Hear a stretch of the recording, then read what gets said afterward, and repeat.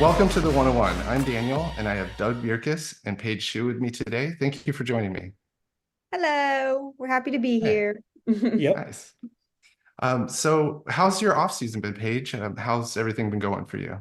Yeah, it's been good, really busy. I played about a month into the off season. I still had a couple tournaments after the pro tour stopped, so my off season started a little bit later than that. So pretty much November and December, I relaxed. Still played regularly, but just not quite as heavy. And then once the new year rolled around, we've been hitting it pretty hard. So back to training hard and getting geared up, and we're just so excited for the season to start. I can't believe it's going to be here so soon. It has come on fast. Yeah, for sure. Well, good. I'm glad. Mhm. How's Grady doing? How's your daughter, Savannah? She just turned 3, right? Yes. That's Yes. exciting. My little girl turned 3 a couple days ago. She's doing great. Grady's doing great too. We just played a B tier last weekend. Mm, I didn't play too great, but Grady played really well. He ended up taking third, and he says his game feels the best it's ever felt. So he's good for excited for him. the season to start too. That's great. That's great. That was Savannah, right? Yeah, Savannah Open. Nice. Awesome. Representing Georgia. I like that. Yeah. So is she throwing discs yet? Has she been watching you and Grady play? And is she interested in discs or disc golf at all? Kind of. She doesn't really like throwing. I try to Mm, give her a disc, but she's not too interested. But for a long time, we didn't take her out to the course at all. And Grady and I would alternate because she just was all over the place. And we just thought it was best for us to split up our time. But we actually, like last week, we tried playing 9 holes with her again and like bringing her out to the course with us. And she actually did pretty good. So mm. it's looking up. We're starting to practice a little bit more together as a family. But still she's not too interested in the disc golf, but she likes looking at the trees and the bugs and the leaves. So that's what we're working with right now.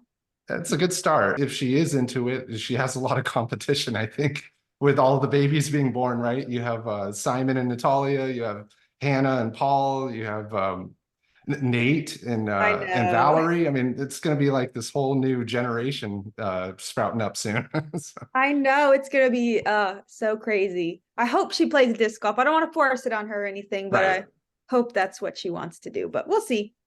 We could start a baby pro open, like a pro division for babies. Doug, can we get that approved?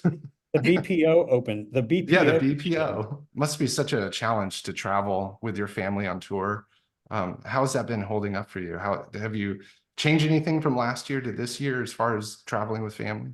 Yeah, so it was great. Last year was wonderful. We took out RV for a few stints at a time and everything pretty much went well. But this year we actually decided that we're not going to have that RV that Discraft let us use last year. Another player wanted it and we weren't using it that much. And the way the tour schedule looked this year, we didn't really need it. So this year is going to be more travel back and forth and probably not bringing Savannah with us too much. And mostly because we feel like she's getting old now. She's 3 and she doesn't really have a lot of other kids she hangs out with. And so we're trying to get her into more regular programs like a preschool and gymnastics and this and that. And that was really hard to do last year because we were always gone. So we're trying to stay at home a little bit more so that she can kind of get in a better routine now that she's getting older. Yeah, that makes sense. Yeah. And that is a challenge, especially as they get older. I had my son at 18 and I know what that's like, kind of having a lot of responsibilities and having a new baby and still trying to do your job and do what you're doing. So I respect you a lot for taking on the challenge and being a great mom and doing what you need to do for your daughter. Thank you. It's great. It's just another thing I get to love. I love to disc golf and that was like my whole life pretty much. And now I have a beautiful baby that I love and I get to play disc golf. So it's a Yeah. win-win for me. And then you got a great father that's been a good role model too. How you been, Doug? Busy, very busy. This has been a very busy week. I started a new job and really excited about that. And congratulations on that, executive director of the PDGA. I couldn't have thought of a better person for that role. I saw your interview with Staggered Stance, and I really loved how you were talking about, motivating your team. Your approach to leadership really seems healthy, and just the fact that you care about your people and you care about disc golf in general and growing the sport the way you do, I really respect that a lot.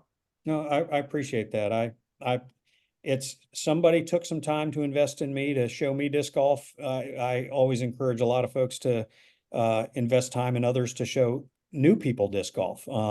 And then as far as the leadership goes, yeah, it's just, I've always preferred people to say that I work with people. They don't work Mhm, for me, or I don't work for them. We work together, and a mhm. lot of good things are going to happen in the future. I'm confident of that.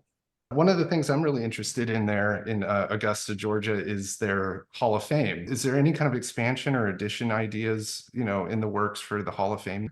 Well, I think when the IDGC does reopen, and I think it's a matter of weeks, a couple months, when it becomes, safe to be on the grounds playing disc golf, once all of the tree, the residual stuff from taking down several trees is cleaned up. But there have been some things going on inside the IDGC that when people walk in there, it's going to be a different IDGC, and it's going to be super special. So yeah, I would expect an announcement to be made in the upcoming weeks about when the facility will reopen, and I can't wait. I'll Such a be great there. place. Yeah, absolutely. One of the things I really love about disc golf and sports in general is like I'm super fascinated with the history of the sport and the greats of the sport and how those memories are kind of passed down, and especially with disc golf kind of blowing up in the last decade or so and really kind of taking a new form. I think it's important for us to kind of memorialize those people, memorialize those big moments. I took my wife to the Hall of Fame, and this was at Champions Cup this last year. Mhm. And we had just finished watching a round, and I said, hey, let's go check out the Hall of Fame. So we're in there and we're looking around, and I'm looking at jerseys, I'm looking at discs, and my wife kind of goes around one of the sides. And so we're just kind of walking through, and I'm staring at this Ed Hedrick memorial disc, and I'm looking at that and reading plaques, and I turn over and see she's holding the Champions Cup trophy in her hands and just like looking at it and wanted to see the back of it. And I'm like, oh, what are you doing? You can't touch the trophy. She literally was like, oh, I thought it was just, something here to look at. And I'm like, yeah, look at. Yeah. I about had a panic attack, and I'm like, Yeah. so she touched the Champions Cup trophy before Kristen or Isaac did. So Yeah. Wow. Well, it so is a one of one. it is a one of one, and so is my wife. I will say Yeah. that, Oh, she didn't know any better. Yeah. And I about, she saw the extra gray hairs popping out, when that happened. So Yeah. she quickly put it down, and I said, so was that heavy? And she's like, yeah, it's really heavy. So, I was really distracted with the Steady Ed Memorial Disc. Have you guys ever seen that before or know what I'm talking about? Go ahead, the one Paige. with the ashes in it. That's The wood right. Yeah. ashes. I Yeah, actually have one of them. you do? Yeah, check this out. Let me see. So I actually have one here. It's I believe DGA still has these for sale, but yeah, you're correct. It is actually has Steady Ed Hedrick's ashes in it. I found that really one of the most fascinating collectibles you can have in any sport, honestly. Unique. Yep. And actually, Brixton made a card with this disc in it. Did you ever get to meet Steady Ed when he was alive, Doug? No, I didn't. I mean, I've watched videos with him in it and things like Yeah. that. But yeah, the first big name in disc golf I ever met was in Abilene, Texas. He was driving through in a van, and he was running random draw doubles tournaments and doing clinics, and that was Scott Stokely back when he was in his prime. So Oh, yeah. that was really the first big name I ran into, and it wasn't media and the internet and social media. It's a lot easier to know about people in disc golf now than it was back then. I mean, Absolutely. I used to write checks and put them in envelopes and mail them in to sign up for a tournament. So Right. information wasn't as easily accessible, but you can learn so much about the history of our game and look at pictures and videos of people that have done special things over the course of the history of disc golf. And it's a lot easier to kind of know that stuff now than it was back in the late 90s. How old were you when you first started playing? I don't, well, I have like memories of my parents taking me out when I was really little, but I don't quite remember. I think my first like 18 holes, I was like 9 or 10. So that was maybe 06, 07. Does that sound right, Okay. Dad? Yeah, we took the kids out when they were younger than that, and unfortunately, there were things like playgrounds and stuff like that that were connected at the course, and they saw a swing set and a sliding board, and they were gone. So, yeah, I tell people if they ask me, hey, your kids play disc golf. Well, I want my kids to play disc golf, and I always tell them when they're ready to have fun, they'll play, but you can't force it on a kid. And yeah, Paige was about 10 when she really like embraced it and wanted to play all the time. About 17 years, which sounds crazy. Wow. OG status. Yeah, feels OG like, status and still young. So, hey, you got that going for you. yeah. How old were you when someone first asked you for an autograph? Oh man. I actually don't know that. I have Okay. no clue, to be honest. Um, but my parents took me to tournaments like out of state pretty early. Mm. So I feel like it was easy to kind of get my name out there, and I'm sure I signed some stuff pretty early. I remember, some people like, "Oh, you're gonna be a future world champ. Let me have your autograph." And so that was pretty cool. But I don't remember off the top of my head. But I They gotta be knew honest, something. They knew yeah. something. But I still, to this day, I get so flattered when people want my autograph or want to take a picture with me. It's a crazy feeling. It's crazy. Yeah, I can't imagine that. Yeah. My neighbors don't even want to talk to me, so I can't imagine that. Did you ever ask somebody else for an autograph? Yeah, my earliest memory was being a big fan of Avery Jenkins, and Nice. Okay. he happened to be going through Denver, where I lived at the time, for something. I don't remember why he was there, but he stopped at a local disc golf shop. I remember Avery Jenkins was the coolest one in my mind, and my first Worlds was in 2009 when him and Valerie won together side by side. So I was a huge fan of the Jenkinses and got their autographs. I mean, as soon as I met them in person. I have an older brother, and he used to play a lot when we were growing up. He doesn't really play that much anymore, but him and I dreamed of being the next Avery and Valerie. Unfortunately, he didn't follow through, but I did. Yeah. Did you ever collect anything growing up? I mean, discs definitely. I think you heard earlier. I used to hang up every disc I could on my wall, like my entire walls. All four were always covered with discs, and yeah, I have a big memory of collecting Looney Tunes, like comic books Oh, nice. for a while.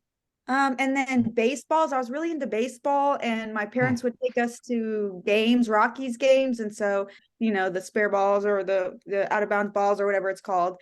So I had some of those, and I think that's it. That's the only thing I can remember. What's something that you wanted your fans to know about you? Something that maybe your fans don't know? I feel like I'm an open book. She's a Minnesota Vikings fan. She's the only kid I've got that's stuck with my team, the Vikings. So that's Okay. going for her. There you go. Skull Nice. Vikings.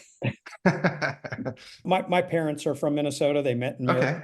Minnesota. They got married actually in Grand Forks, North Dakota, which is just across the Red River in North Dakota from Minnesota. So lots of our aunts and uncles are up there. So yeah, I grew up in Maryland, and we would go back to Minnesota during the summers and at Christmas and stuff like that. So it was my grandfather that turned me on to the Vikings, and sometimes I regret that he did that because they've yet to win the Super Bowl, but one of these years they will. Did you ever collect anything, Doug? Did you grow up collecting cards or comics or discs?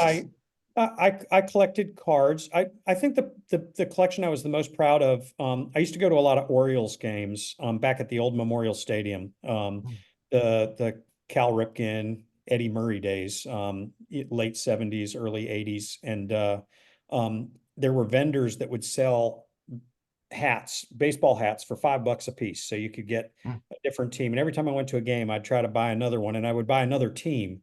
And eventually I had every Major League Baseball team hat hung up with thumbtacks, much like Paige did with her discs, which we put a lot of holes in walls with thumbtacks as disc collectors, hat collectors. But I had a hat from every Major League team, and I kind of like that. I liked baseball cards. I collected baseball cards, but I don't have any of them today. I have no idea where they are. I'm sure I joke about some of them were, I don't know if you remember, you used to be able to put them in the spokes of your bicycle, and as you drove it, and I cringe thinking about what kind of cards I might have used in my bicycle wheels and the spokes there. But my brother Jim, a younger brother by a few years, he's a big card collector. He's got fantastic football card and baseball card collection. I collect some discs. You know, I used to collect a lot more discs, but then they take up so much space. And so Mhm.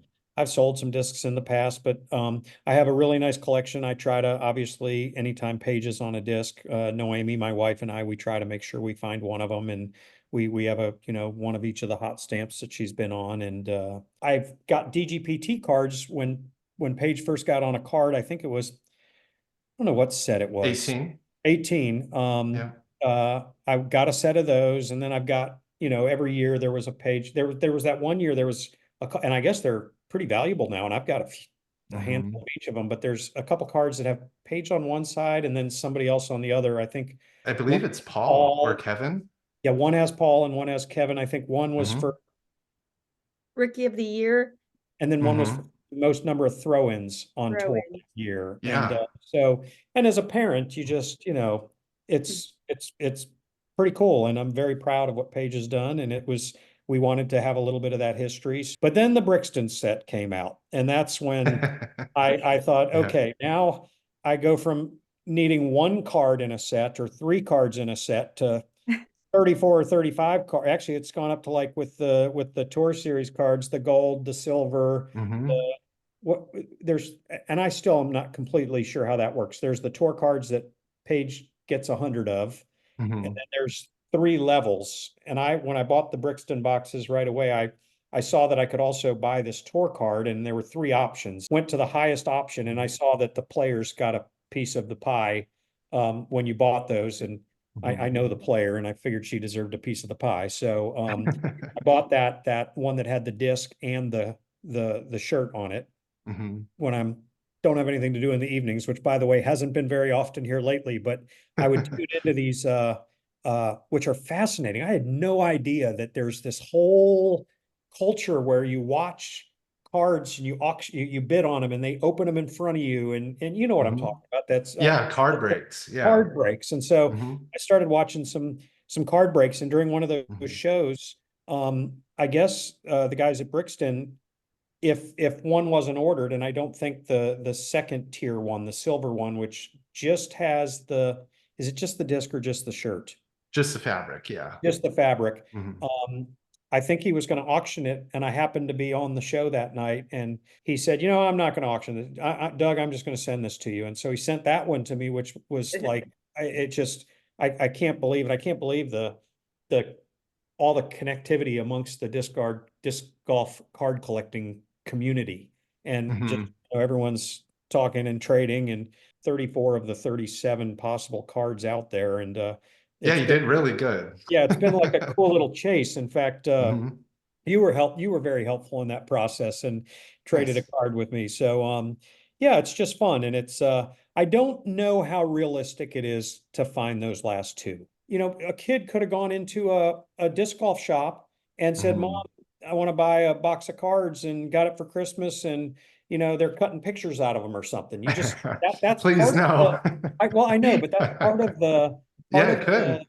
the challenge. It's not easy to chase them down. So I'm very proud of that collection. I don't think I would try to do it again, though, because one, other people should get some Paige shoe cards that are rare like Wow. that. You talked about that royalty card. My favorite card in the whole collection is the royalty 2018 card, which is Greg Barsby and Paige. And of course, Yes. it's one of the greatest tournaments I've ever witnessed, the 2018 World Championships. And because that card is so meaningful because of what it commemorated, a memory that my entire family, my parents, my son, my other daughter, I mean, it was very exciting to watch Paige just do something that, you know, and it's true. There used to be people in Denver all the time. Oh, you're going to be a world champ one day. You're going to be a world champ one day. And I was kind of worried about that because you know, to become a world champ is hard, and It's a when you lot of have kids, pressure. you don't want to, you know, but then to have that happen, is just mind blowing. So yeah, that card is pretty meaningful. I would do the same thing, honestly. My Yeah. son's 26 now, and if he Yep. was a pro player, I'd be collecting all of Yep. his cards too, for Yep. sure. The toughest one that I couldn't find that was not a one-on-one was that Bayside. And Mhm. you helped me find that one. And I was thinking, why can't Yeah. I find this card? And finally it showed up, and I haven't seen another one since. Nope, I I haven't don't know. either. I've looked for a couple. Yeah. Yeah. Yeah, So that was a tough one to find. It's a beautiful thing to have a community. And, I think that's really what's important with disc golf is having that kind of community aspect. And, whether it be players or being on the field or even in the card collecting community, it really rings true. So you knew kind of early on that she was going to be a great player. When we took her out and she was committed to playing a full round of golf, she had that natural throw. It was something and that's what most people notice. She just was very smooth. And, it's not that we spent a lot of time, Paige, like going over mechanics with you, because we were always, and I'm a firm believer in this, when you're getting someone out Fun. to play at first, fun before form, have fun. Yeah, And if I you love have, that. then you'll worry about the form later. But she just right away, naturally, and I think she just maybe picked up on what she saw. Her brother the same way. Hunter, my middle kid, is also just very smooth and had great form, and she fell in love with it. She learned how to play at a course called Expo, and we used to joke that in her very first rounds she was under. She was either 2 down, which meant 2 discs went in the pond, or she was 3 down, which means 3 discs went in the pond. Because there was how many ponds were there, Paige? 3 ponds? Something like that, yeah. 18, 2, and then the big one, Yeah. 8 to 13. And yeah. Had to Just touch each pond, Yeah. I won't tell the story about one time where your mom had a new disc. I think it was a Crystal Flex. It was a Crystal Flex. No, I think, wasn't it some kind of T-Rex? Wasn't it like a No, baseline it DX? was some kind of disc, and you begged your mom to throw it. And she said, "You're going to throw it in the water." And you went, "No, I'm not going to." And you threw it right into the water. So there's a lot of rare discs at Expo Park. Floating somewhere, right? Yeah. Well, no, and you don't want to dive in there. So at Expo, even if the disc was halfway in the water and you grabbed it, you like avoided finger food for the next week. Okay.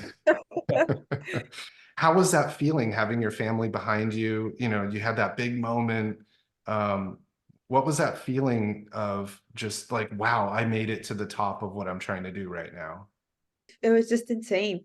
I've been playing for so long, and I dreamed of winning a world title one day, and I don't know, it just happened so fast, and in a part of my life, like in a time in my life where I didn't think it would happen either. I had a lot of things going on. I took this previous summer in 2017. I had toured every summer since I was like 15 or 16, but the summer before 2018, I took a break, and it was just weird how I just was able to get back into the swing of things in 2018, and I was getting a little better at each tournament. So I kind of knew I was like on the brink of something, but to peak at Worlds was pretty awesome. And to have both my parents were there, was better than anything I could have imagined. I mean, if my brother and sister were there, that would have been cool too, but Paige, there was this other guy there too that kind of had your eye.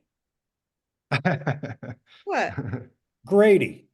Oh, He was there too.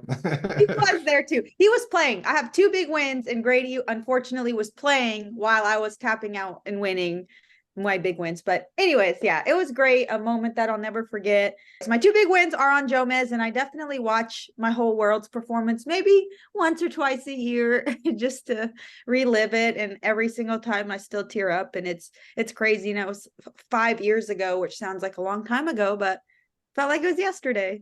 I really respect that you take your work ethic so seriously, and at the same time you have such a positivity. And out of everything I've ever seen of you and everything I've ever heard of or anyone I've ever talked to, they always say Paige has his most positive attitude, such a great person, and such a hard work ethic. And I think those 2 things make you a winner, regardless of whether there's a title behind it or whether there's a big win or not. Just the fact that you go out and you represent yourself the way you do with that level of positivity and work ethic, I think that's really kind of the key components of being great. Whether you win another Worlds or not, you're still great. So, well, thank you very much. I think I was raised right. My parents instilled some values in me that I'm blessed that they did, and they've definitely helped me with my success in disc golf and as a mother and a wife and all the other roles I've played in. I just give it my best shot. Excited to see what you do this year. I definitely know I don't know why. It's like something in the air, the off season. I don't know what it is, but it feels like it's going to be a really big year. You know, there's many reasons why people collect cards. Or collectibles in general. They either love the player's energy and attitude. You know, I think of like Matty O. He may not have a lot of wins, but he has such a dynamic attitude and fun person to watch. Then there's career achievements. There's local heroes, you know, like the Robinsons. Everyone here in Georgia, you know, wants to collect Robinson cards. And then there's like the aspect of future value, right? So kind of like having stock in a player. So if the player does better or has career achievements, their collectibles go up in value. So, or people want them more. Who would you say are 3 players that you would look at for future value as far as a collectible goes? Grady Shoe. Number Brady's one. one. I think Grady's gonna have a great season. We were talking, you know, last season we kind of were like started slow, and we just like slowly got a little bit better each time. And I think where we ended last year, the fact that we're gonna start this season where we kind of ended last season, we're feeling really good. And like I said, Grady's feeling really good about his game. He feels like he's so connected with his game right now, and I think that he's gonna have a great season. And yeah, looking forward to that. But Grady would be number one. You know, I don't know. I played with Ellie Ezra this last weekend. I don't think she has a Brixton card yet, but Not yet. I believe she has her full tour card. She says she's playing everything except a couple of the West Coast events. So I wouldn't be surprised. She throws so far, obviously, and she has a really good putt. And I think, you know, she's only 16, 15, 16. So I think she's going to be something special in disc golf. And I think the fact that her family is behind her and supporting her, and she's homeschooled, and I think all the paths are leading her to being successful in disc golf. So that would be number 2. And then Ezra Robinson. I'll go Ezra because I think he's sneaky good. I think he gets overshadowed He by is Isaac, sneaky good. but he's sneaky good. He's a great thrower. His putting is phenomenal too. Although I feel like I've seen him miss some ones that Isaac doesn't miss, and I kind of feel like that's kind of what separates them. But you know, with Ezra winning a silver series last year, I think he's poised to have a good season this year. I love that. I think those are great assessments, and I think those are great players to keep an eye on as well. Interestingly enough, I interviewed Holland Hanley a couple weeks ago, and she also mentioned Ellie Ezra. So Yeah. that was one of her picks. What about you, Doug? What would you say? Future value 3 players. Oh, that's a tough one for me. There's so many good ones. I can name 2, and that would be Paige and Grady. So Nice. you mentioned the Robinsons. They just, you know, they're such good ambassadors for the sport too. I was joking with them. We were in Finland for the European Open, and you know, these 2 guys from Georgia go all the way to Finland to play. And I think at least one of their rounds they were on the same card, and I was the starter marshal at that point. And I mentioned to them that, you know, yeah, they flew halfway across the world to play together. But that's what makes disc golf so exciting, is that you don't know who's been in the middle of the pack for 5 years and suddenly they have a breakout season. You don't know somebody that maybe was really good at one point and then they've kind of gone downhill and all of a sudden they start to come back uphill. So I don't know. I think there's a lot of disc golfers out there that and they're young too. One of the things that in my former with my former employer at Dynamic Discs, we hosted 3 junior world disc golf championships in 18, 19, and was supposed to be 20, and then COVID canceled that, and it ended up being 21. And to see people like Gannon Burr and Zach Arlinghouse win world titles in Emporia, that's how I'll answer that question. Look at the junior world champions each year, because there are, I can't name them all, but off the top of my head, Nate Sexton, junior world disc golf champion. Ricky Wysocki, junior world disc golf champion. Gannon Burr, as I just mentioned, Paige Shue. You know, I think that as fans of the sport, if I were a collector, I'd say, keep an eye on those junior world champions and make a list, because there's a lot of junior world champions that have had the pedigree to then go on to become professional world disc golf champions. Yeah, it's true. That's a good way of looking at like good prospects that are upcoming, is, you know, who's winning those juniors. Yeah. And I tell you, I've got this theory, and of course it's just a theory, but and someone told this to me, and that's how I kind of adopted this. But you can learn how to putt, you can learn how to throw, you can learn all the different shots, you can learn how to throw forehand and Anheuser, whatever it might be. But competitors also have to learn to win, and to see somebody that has won, they clearly know how to. And there's a lot of good disc golfers, and we could probably go through a list of them, and I'm not going to do that, but that you think they should win, but it's the one thing they haven't done. And I think once you see someone get a win, they've been there before, and it's not their first time anymore, and that sets the stage. You can't win two if you haven't won one. That's a valid point. Yep. Going back to Paige, something she said that's always stuck to me when I first started learning how to play disc golf. I think she might have been doing a putting clinic with you, actually. You said every time before you would putt, you said, I can do this. And you would literally verbally say it out loud. And if you believe you can win, I think you have to be in that right mindset to make the win happen. I was lucky enough to get a PAIGE Shue original. What's the history of this jersey? Yeah, I used it a few times. I believe the Blue Ridge Championships, that was in North Carolina earlier this year. So I wore that jersey a few times. I wore it at Waco. There's coverage of wearing it on Ace Run Pro. Definitely Blue Ridge, a couple other times throughout the year. But yeah, just was a nice one, and that's a good force right there too. So the disc in there is like a Z Sparkle force, and it's really flat, and it was like my nice predictable overstable disc for a while, and it ended up beating in a little bit too much. I'm grateful he's doing it, because I wish I kind of started a long time ago. He has one of every disc of every fundraiser tour I've ever, disc I had stamped or sold. And so it's cool that he's holding on to that. So I have those memories too. Yeah, it's nice for nostalgia, and it's also nice just to have something, when you do eventually retire at some point, it's like, oh, wow, you have something to look back at. I wanted to also ask you about the car. This is actually the relic card from the Brixton series. I'm going to put it on my other camera here. Let me know if you can see that. So do you know what tournament or events this jersey was used in, the little piece that's included? Yes. I can think of two off the top of my head, but it was way more because I really liked that one. I loved the colors. It was like a blue-green stripe, like really cool and very flattering polo. One of my favorites. What comes to mind first was 2019 Waco. Okay. I was in contention for the win against Katrina going into the final round, and I wore that polo and ended up losing. One of the most heartbreaking losses, and still to this day it makes me really sad. And then I have a memory. What was the other tournament? And then 2019 Masters Cup.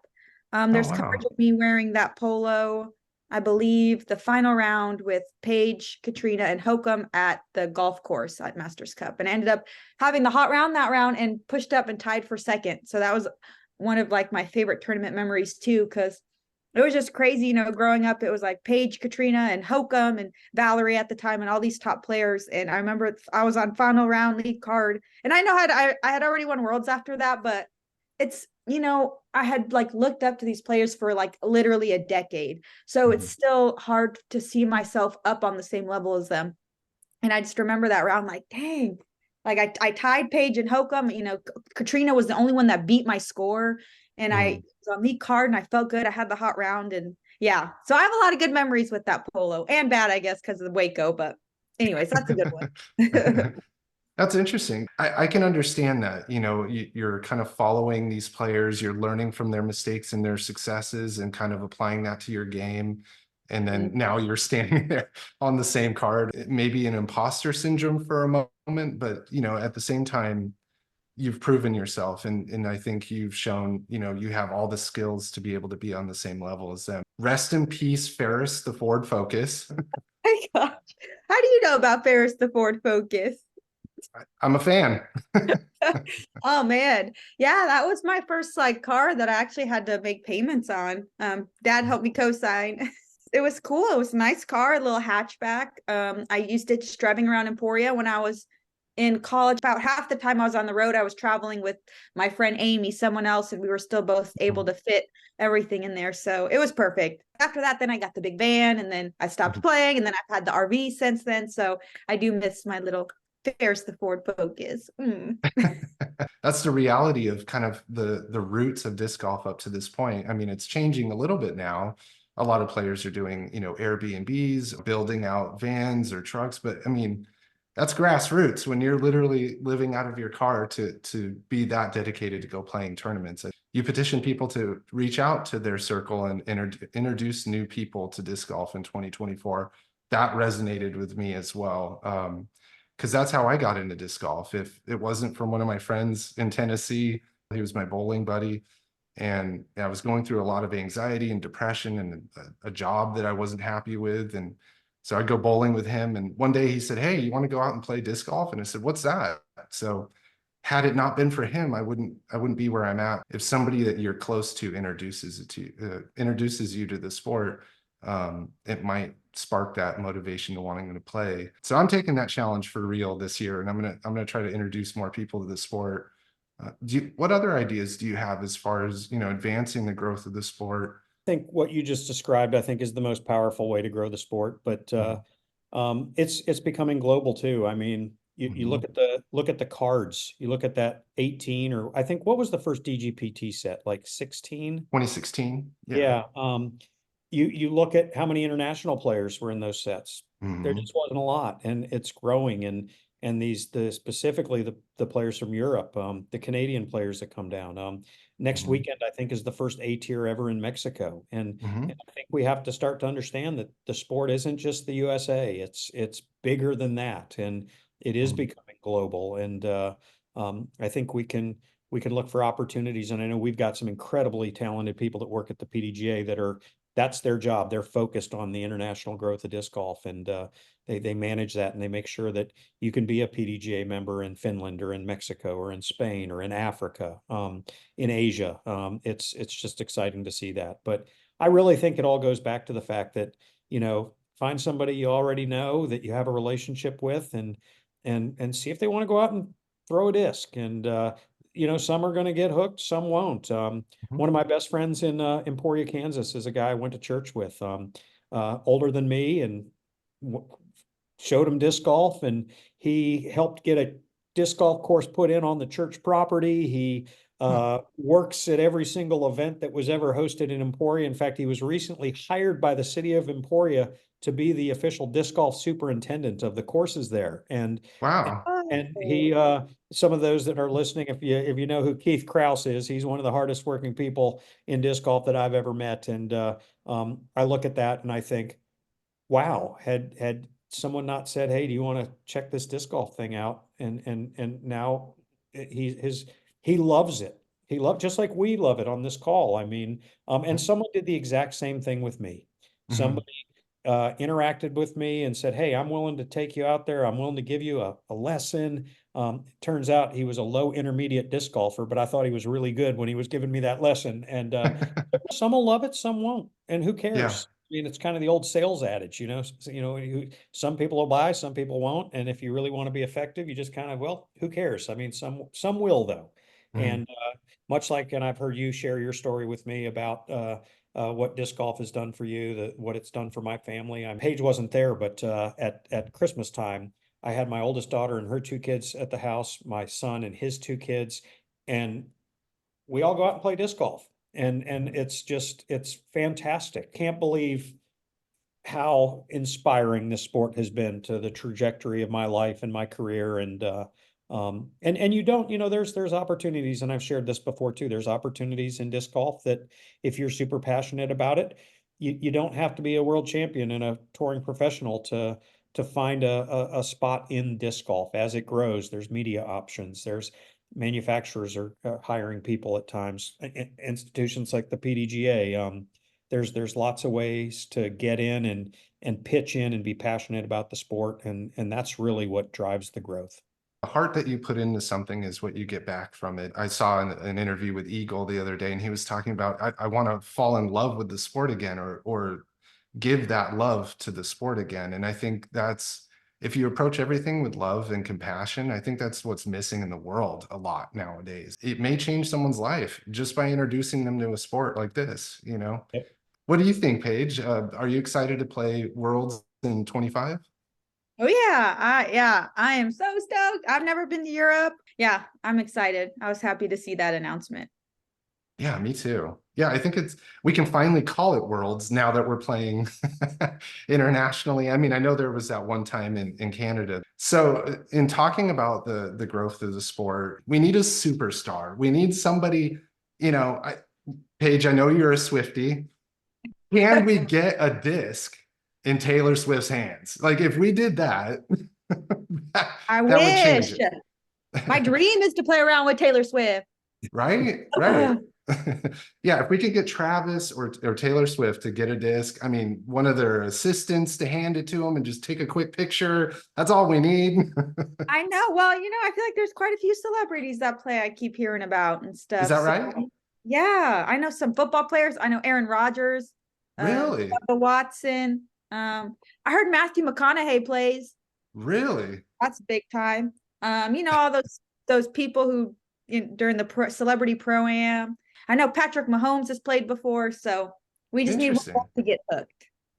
Yeah, let's get them hooked. What did you guys think about the Simpsons episode that featured disc golf and had Ken Climo's name? And have you guys seen that?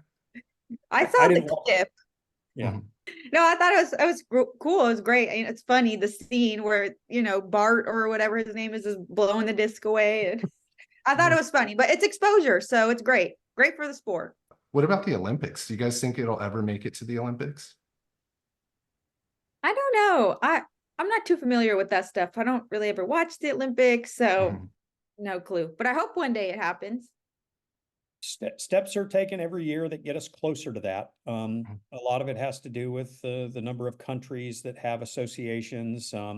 But yeah, that's something that the PDGA and other entities like WIFDIF, that's on the radar. And who knows? I know it's going to be in the World Games in Beijing, I think next year, which is exciting.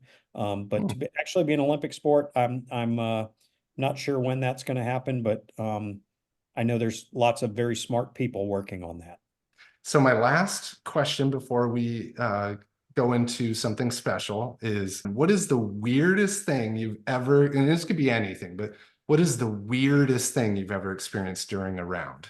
This kind of comes to mind earlier or I guess technically last year in 2023. I was playing a B tier up, I think near Raleigh or somewhere in North Carolina, and we're on a basket, and there were like these biking trails, like kind of near the course, and we heard like a loud like crash, and then like help, help, and we're like, oh snap, and we're like literally on the putting green, and we walk like 40 feet into the woods, and this poor lady had like crashed her bike, and her husband was there like freaking out, and they really only No. spoke Spanish, so it was really hard to communicate, so we had to call 911, and there was this backup, and the MPO had to end up skipping the hole, and it was this crazy thing that just happened on the green of like hole 15 or something. Jeez. Yeah, that was scary, pretty weird. I really hadn't experienced anything like that before, but luckily she ended up being okay and everything was fine. But yeah, that's got to be one of the weirdest things. What about you, Doug? What was the weirdest thing you've ever experienced on a round? Uh, Probably birdies. No, story that just to me is my favorite disc golf story was one that was shared with me. It was in Colorado. It was in one of the mountain courses. I wasn't there, but a good friend of mine told me this story. Short, 260-foot hole of some sort over a ridge to a blind basket. All four guys, and these were good. These were the top tier pros in Colorado, and this is probably back in it might have even been in the late 80s, early 90s. So even before I played, but they all four threw their shots. They all thought they were parked. They all walk over the hill. They go down there. They see three discs around the basket. They can't find that fourth disc anywhere. And it's like in a little glen. So they circle around looking in the weeds, trying, mountains have a lot of stuff where it can get, a disc can get lost. They look. They finally call it a lost disc. They time it for the 3 minutes. They can't find it. They send the guy back to throw. He throws. Of course, now there's three guys down by the basket. They see it. It gets close to the basket. He comes back over the hill and they all go to putt. And this is back in the day when people threw Zephyrs and Condors and big rim discs. Guy went to mark his disc. The other disc was underneath that larger disc, exactly they couldn't find it because it was under that disc. If that had been me, oh, I would have been so disappointed. But to me, the chance that Wow. one disc would land on top of another one. So moral of that story is if I ever have a lost disc, I will, even though I know it can't happen because most of us are all playing with the smaller diameter discs, is it's not under your disc, is it? And that's because I heard that story, not only because it happened to me. So that's the strangest thing I've ever heard. That's a good one. Yeah.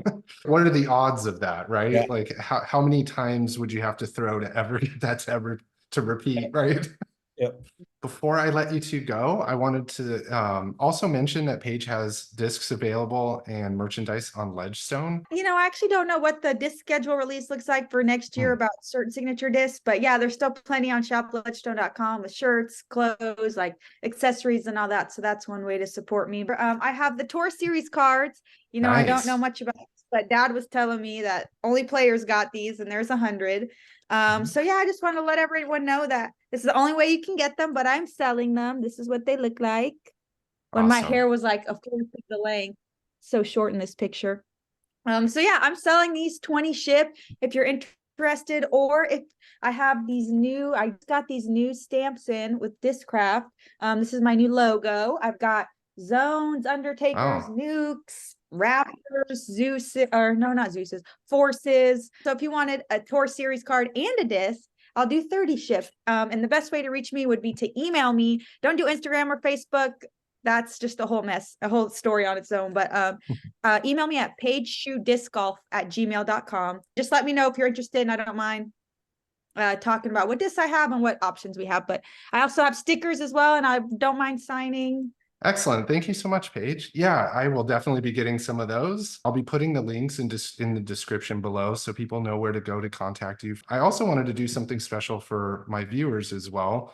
I'm going to actually give away one of those autographed Tour Series cards, one of 100, like she mentioned. To enter, all you have to do is like, subscribe, hit the notification icon, and I want you to add a comment.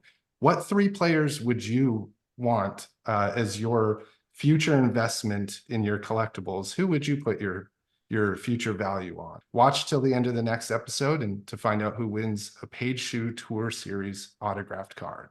I'll throw in a disc too. They can get it. And a disc. Awesome. Yeah. Right on. You're the best, Paige, and you're the best, Doug. Thank you so much for being on today and talking to me. It's been a pleasure, and it really means a lot. Thank you so much for having me. This was so fun. It's cool to see your collection. Dad's collection's insane. It's like a whole new world. Disc golf cards in Brixton are changing the game, it seems like. They sure are. Thanks, Daniel. I wish you the best, you guys, and thank you for being on, and I'll talk to you soon.